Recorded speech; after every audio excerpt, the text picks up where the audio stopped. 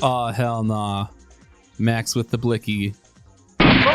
Since I replayed the original Dark Cloud last year and was thoroughly bowled over by how much I loved it, I decided to revisit the second one as well. Much like the first, I had played a fair amount of Dark Cloud 2 in the 2000s, but this would be my first time playing it to completion. Better graphics, a condensing of party members, a full-fledged story, voice acting. In 3 years, they were able to add to the Dark Cloud formula and make the superior of the two games. Right? Okay, so let's get this out of the way first. I don't know if I can handle being so contrarian to say that Dark Cloud 2 isn't as good as Dark Cloud 1, but goddamn do I think it's true. There are a lot of 2 steps forwards with 1 step back, and even a couple of 1 step forwards with 2 steps back. This makes for a frustrating sequel because the game is better, but also totally not better, as it doesn't build on the foundation the way you would want it to.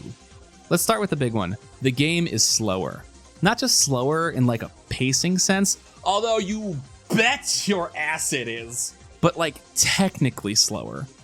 I'm just going out on a limb here, but after reviewing both games' footage and having them fresh in my mind, Dark Cloud 1 feels like it's running closer to 60 FPS and Dark Cloud 2 feels closer to 30. These are just rough estimates, but there is obviously a visual and physical difference between the two. I don't think combat is necessarily affected by the supposed FPS change, but it absolutely feels slower as well. Attack movements feel weighty and sluggish. You can't establish a lock-on while attacking. You also can't remove lock-on when attacking, which is important because movement while in lock-on feels too slow to properly dodge and approach enemies. The same can be said for Monika's magic casting. You only see enemy health when locked on. All of this combines for a combat system that feels so much worse. Dodging in and out of range is harder, circle strafing is harder, or in some cases not even possible against projectiles. It is so much sludgier and worse to play. Dark Cloud 1 had a more simplistic combat, but it moved and flowed better. Dark Cloud 2 has a more robust combat system, but I found myself less effective in fighting because of it. That sounds counterintuitive, you might think, but what Dark Cloud 2 adds isn't exactly a straight upgrade. Having melee and range now available at the same time and not needing to switch to tone for the party balls is a huge increase. But you now have a standard multi-hit attack string, but also a leaping strike, a backflip dodge, and additional attack strings too. The backflip dodge is the best new feature, as it feels like you can cancel immediately into this to dodge an attack. But the leaping strike and other strings feel wonky. They are performed by pressing a direction and the attack button. Kinda. You can get a leaping strike while running, but sometimes I wouldn't get it while holding forward. Sometimes I would get it while trying to readjust my position. Sometimes I would get it because I didn't know what direction forward was in the encounter. I definitely took errant damage on many encounters because I did something I didn't mean to at a range I wasn't expecting, on top of the damage taken by the lack of good movement speed. What the game wants you to do is spend more time defending, but defending doesn't always block all the damage. They also want you to melee projectiles back at opponents, but with how sluggish the attacks are, it's not reliable to time this, and it would just be way better if you could strafe dodge like in the first game. Let's pivot to something Dark Cloud 2 does get right: synthesizing. Weapons upgrade the exact same way in 2, but stat upgrades are no longer directly tied to exactly when the weapon levels up. Now anytime you get a level up, that weapon gets synthesis points you can spend whenever you want. The weapon evolutions now have branching paths and lower stat requirements, which is good because in Dark Cloud 1 I literally never evolved a weapon. The requirements were too high and I always ended up finding a new, better weapon and synthesizing my current one onto it to boost the shit out of the stats instead. Now the system feels like it works. You can build towards something and likely get there. The problem is that you can't synth weapons onto other weapons anymore. I mean, you can, but if you dust a weapon with good stats, it gives you absolutely fuck all in terms of synth stats back. It's a total waste, and you won't figure that out until you dust that weapon. I understand that they might have wanted to minimize the amount of weapon snowballing that happened in Dark Cloud 1, but in doing so, they made it so that if you have another weapon or another path down the weapon chart you want to go down, you have to manually grind that weapon instead. Photography feels like an insanely bloated mechanic that is relevant to the entire game, including numerous photo opportunities you can permanently miss. The invention mechanic it serves is fucking no fun to play with because it's all just random junk with no logical line of thoughts. You get invention ideas by sniffing around in the world. Literally, the introduction to the mechanic is making a robot battery pack out of milk jugs, a belt, and pipes. There is no logic behind the system, so there's no sense in experimenting. It all just feels like a bag of bullshit that only becomes clear when you find the secondary information telling you so. Recruiting adventurers is awful. They are predominantly NPCs that you have no way to know are special from the pack. There is no context to who these characters are, and there's no fanfare when you go on their dumb little quests and collect them. The changes to the Georama system make me want to fucking vomit. Instead of having the party balls contain missing pieces to the world, you instead only have one party stone that gives you a variety of items you can make. Did you hear that? You can make them via fucking crafting. You have to now manage all of the fucking crafting material chaff you get in dungeons, which instead of like cool stuff, and then when you run out while making the shit you need, you have to run back into the train, find one of the adventurers who sells it, and then fucking buy it so you can go back to the building process. And because everything is not bespoke items that fit in specific places, you are doing more guesswork on how to finish towns, both in terms of completion rates, which is tied to story progression, but also these culture points, which is a massive freeform system of making things nicer in a nebulous way. This is a massive, massive downgrade from putting towns back together and figuring out the mythology as it happens. It's stomach churning watching this game butcher what its predecessor was doing so well and instead offer a longer, more convoluted, more complex, and less fun version of it. Okay, I'm sorry, I have to fucking outgas. Dark Cloud 2 is bad. It's really, really bad. It's fucking awful. I'm fucking aghast at how bad this game is right now.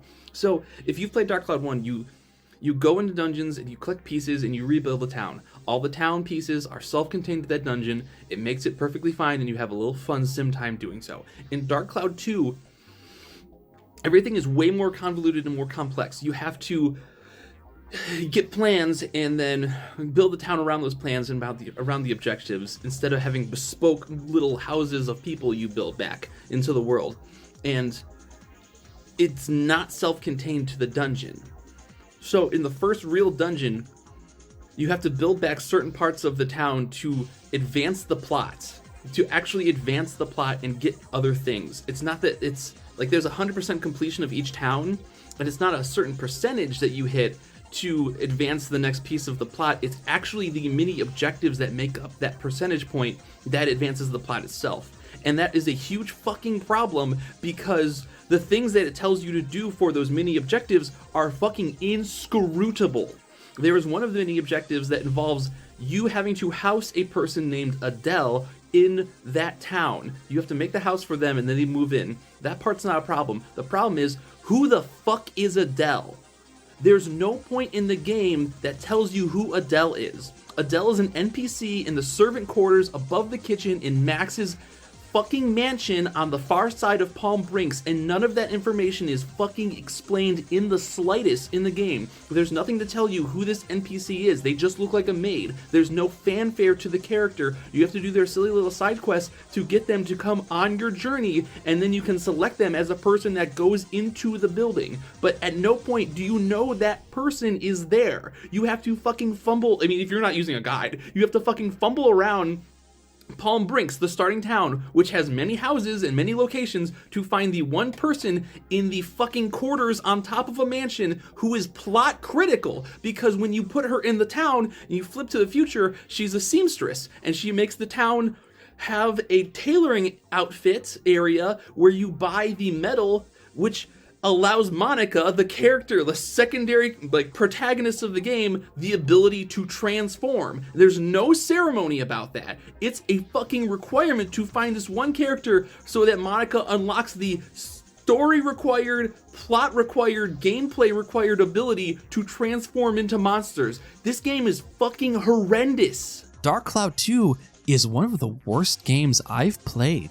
It's beyond comprehension. I was so excited to play this coming off the back of Dark Cloud 1. You can go back and listen to it. That game captured me, and it felt like something truly special with how simple the idea was. It took the pitch and it made a game out of it, and all the extra details were just kinda there for the player to grasp at with their own imagination if they wished. Dark Cloud 2 has lost all the magic. I can totally see why in 2003 this was deemed to be the better game. It looks better and it has way more content. Those were very real criteria back then. And the sheer amount of extra stuff that 3 years was able to create is staggering. Dark Cloud 2 is packed to the gills with systems and mechanics and levels, and all of it make the game so much worse. The bundle of game and presentation feels like they took what they had with Dark Cloud 1 and tried to make a tentpole JRPG series out of it, but to no avail. Sure, it's bigger, but all of the charm has gone away. There's just nothing going on to grab you. The pace of play is much worse now. The newly included story isn't particularly engaging. The music fails to come even remotely close to how impactful it was in Dark Cloud 1. For fuck's sake, the music in Dark Cloud 1 was so good that I made a video about it, and Lord help me if I remember any of the passable but painfully mediocre tracks in this game. None of the soundtrack has any of that heart or ability to invoke childlike fantasy. I've never experienced something like this in gaming before. I played Dark Cloud 2 a lot at my friend's house back in 2004, and I played it again in college, eventually giving up late into the first level, through no fault of my own, but I always had fond memories of it, and I know I'm not alone. But now, playing it again as a full-grown adult, this game is fucking awful, and it is the recipient of this year's Stubbed Toe Award.